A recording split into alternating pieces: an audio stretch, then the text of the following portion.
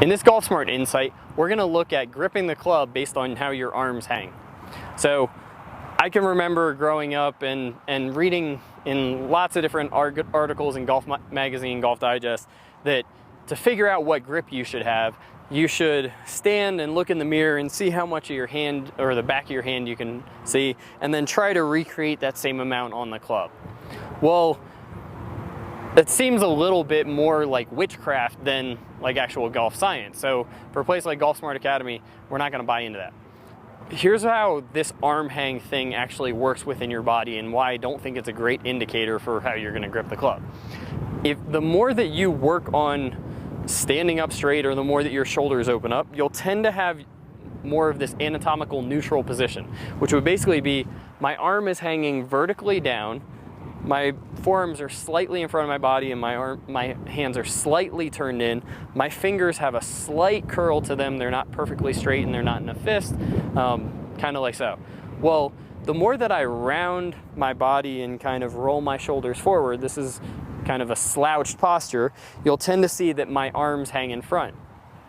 So if we went back to that, how much can you see? That pretty much means that better athletes who've got better posture should have a weaker grip, even though because they're better athletes, they can probably rotate their body harder.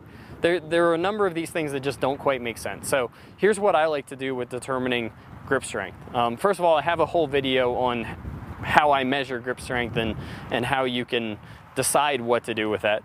But I want to pose this thought that there's an intimate relationship between where your chest is pointed at impact and what your hands should be like on the club.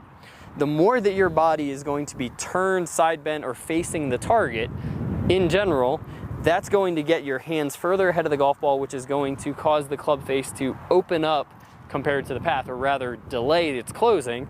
So the more that your hands are further out in front of your body and the more your body's facing the general direction of the target, you probably need a stronger grip. Otherwise, you'd have to do that motorcycle move that I teach just a ton, which is an option, but it's something to consider.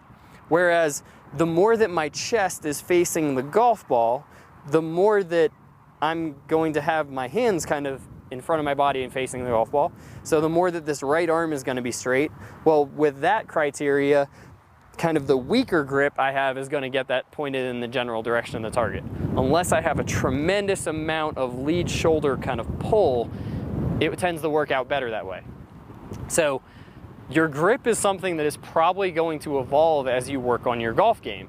And the more that you get into this kind of 30-degree open body position, the more that you'll gravitate towards a neutral grip or a slightly strong grip in order to have the club face in the proper position.